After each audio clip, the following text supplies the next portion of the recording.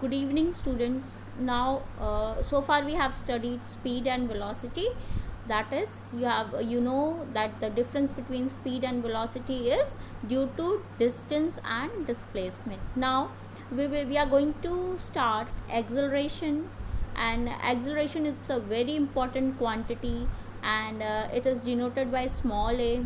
It is defined as change in velocity upon time taken. Now come to the this notations. If we take the starting velocity, that is the initial velocity by small u, final velocity by capital V, then you know that the change is always final velocity minus initial velocity. That is, we will use the notation that is v minus u. Now acceleration in terms of change in velocity can be defined as v minus u upon t, where a is acceleration, v is the final velocity, u is the initial velocity, and time is in terms of second. SI unit of acceleration is meter per second square. You know that unit of velocity. This you don't have to show, but for your clarification I have done it. That is unit, first in the numerator you will substitute unit of velocity, in the denominator you will substitute unit of time. So in total we can say that the unit of acceleration is meter per second. Now come to the next, that is uniform acceleration.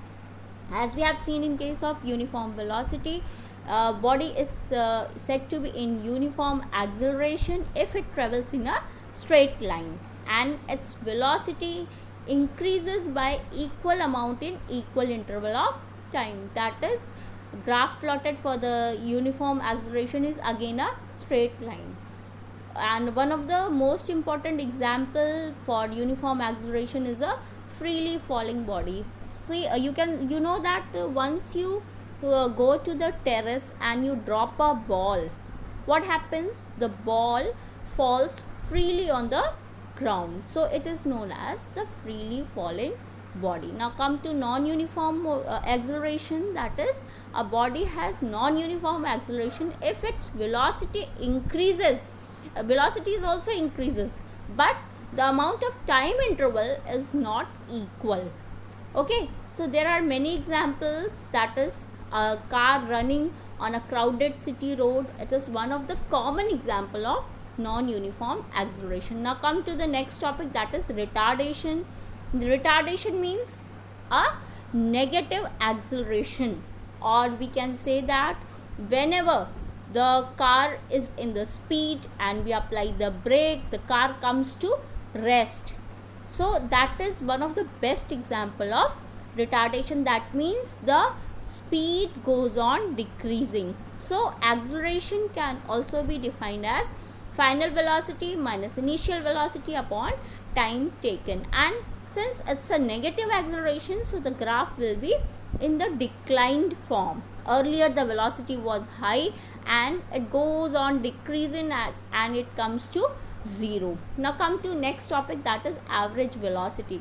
That is defined as, you know, so far you all know how to find the average.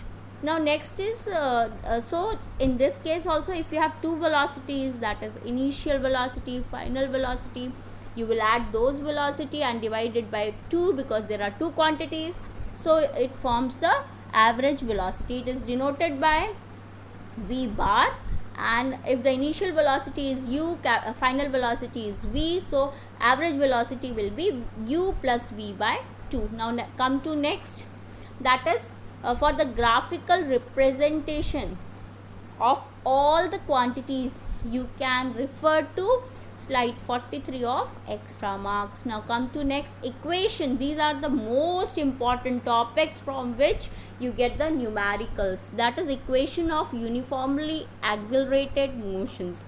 Both the methods in graphical as well as in equation form, it is in your syllabus. So you have to derive how you will get the equations. Let me make this clear. There are three equations of motion.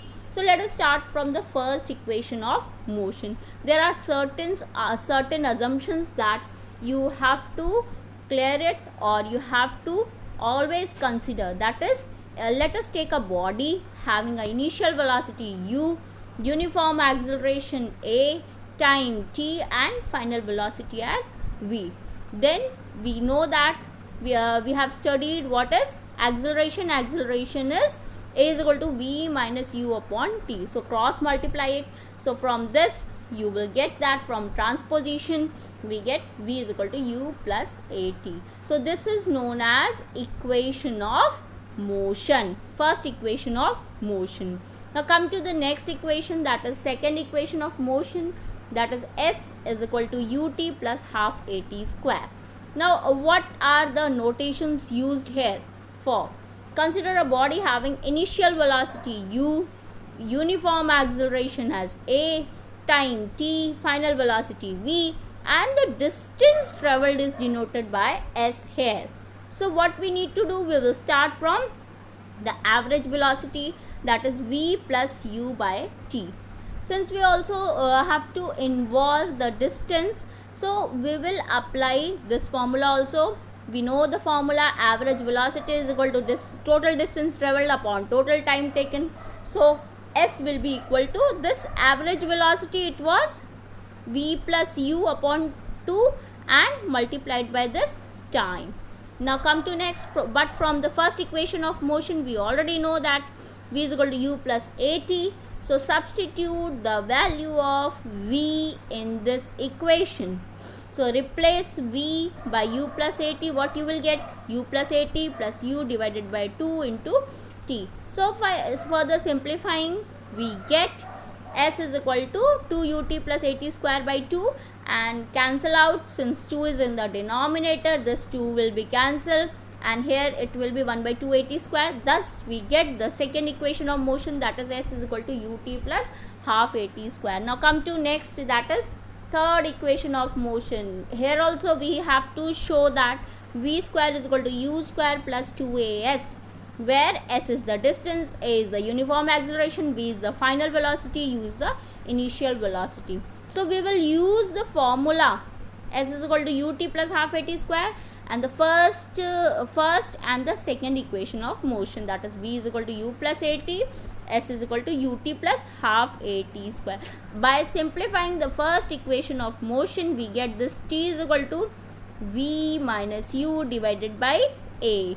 So what we get here, substituting this in equation 1, we get, let this be the equation number 1 s, and this be the second equation number 2. Substitute this value of t in equation number 1. Wherever t is there, you will replace it by v minus u by t, a. So substitute it, s is equal to this and this. Now further simplify, what we will get, s is equal to this form.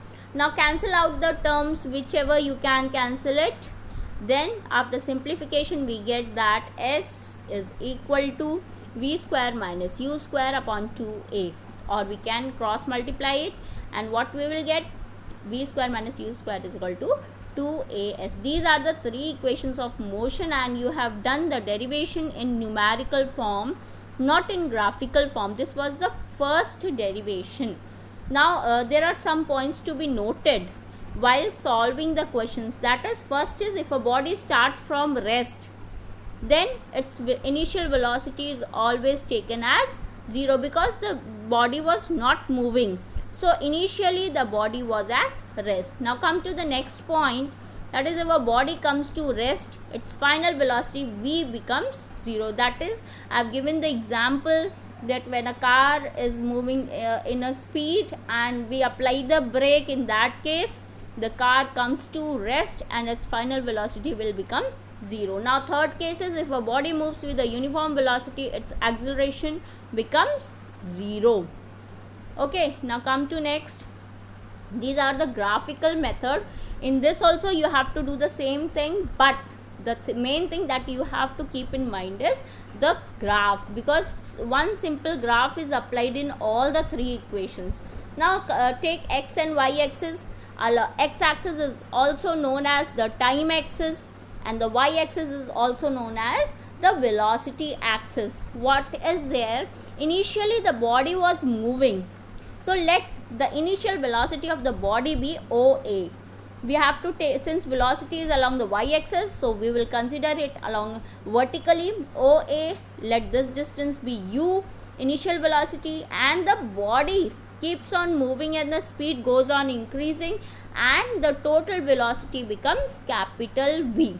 Now next thing what we need to do is, if we know this whole BC and if we know this CD, can't you find BD? BD will be V minus U. Now next thing that you need to know is OC. OC is the small time t, and OC, this is equal to AD, this is equal to BE, all are parallel to the x-axis, so all the measurements are t. Now here let us see, consider what considerations we have to keep in mind is, consider the velocity time graph, since we are going to find the distance s and all three equations of motions. So consider the velocity time graph of a body. Here at a point A, you have seen the body has initial velocity u. Its initial velocity changes as a uniform rate from A to B in time t. So the final velocity becomes v, or in other words, there is a uniform acceleration A from A to B. So these are the things u, v, t. I have already explained this. Now drop BE perpendicular to BC. This construction you need to do. Now let us start from small v, because the first equation of motion is v is equal to u plus at. This is the first equation. So you will start from LHS. So v is equal to what we have seen in the graph, it is BC. Now see, BC is equal to small v. Now come to next. So we can break this BC in terms of BD plus CD, and also CD is equal to OA is equal to U. So you can refer to the graph. So substitute the value. We have replaced CD by OA. So substitute OA. OA is small u. So V is equal to V minus U, which is the value of BD plus U. Also we know that acceleration is V minus U by T. Substitute this value. So V minus U is equal to AT. Substitute this value, we get V is equal to U plus AT or AT plus U. Both are same. Now come to the second equation of motion. In this also we have to consider the same graph. So what is we want to get S, that is the distance travelled. So the assumption will be, suppose the body travels a distance S in time t. So what is the total distance travelled? It is the area covered under this velocity time graph. Now come to this. The distance travelled a body is given by the area of the space between velocity time graph AB, that is this, and the time axis OC, which is the area of OABC. Now you by looking into the figure, you can see that it is in the shape of trapezium as well as triangle and rectangle. You know the area of the rectangle, how to find the area of the triangle, how to find the area of rectangle, and how to find the area of trapezium. So let us see. Distance travelled is area of OABC.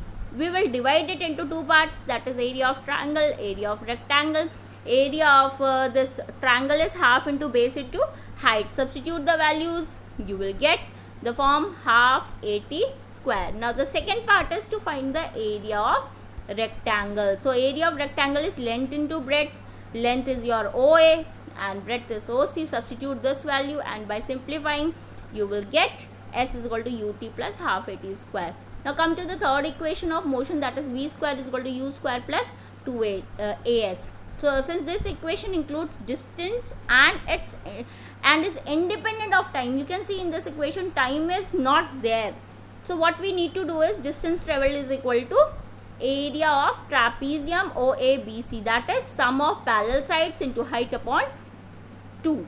So OA plus CB, this is the sum of parallel sides into OC by 2. Substitute these values and substitute. We also know that T is equal to V minus U upon A. Substitute this, then A plus B into A minus B is equal to A square minus B square. Hence we get the third equation of motion, that is V square minus U square is 2as. Now come to the last topic, that is uniform circular motion. You know that whenever the body moves in a circle, it is called the circular motion. Also when a body moves in a circular path with uniform speed, its motion is called as uniform circular motion. Now come to next. The force which is needed to make an object travel in a circular path is called centripetal force. You can see that the earth, all the planets rotate around the sun. So this is due to the centripetal force, which is since sun is at the center of all the planets, so it is due to the centripetal force that all the planets are rotating around the sun. Now come to the examples. Artificial satellites move in a uniform circular motion. The moon and the earth move in a uniform circular motion. Now come to the speed of a body in uniform circular motion. We know that speed is equal to distance by time. Since it's a circular path, so the circular path will be the circumference of the circle, that is 2 pi r. Time will remain same. Hence the speed of a uniform circular motion is defined as v is equal to 2 pi r upon t. Thank you, students.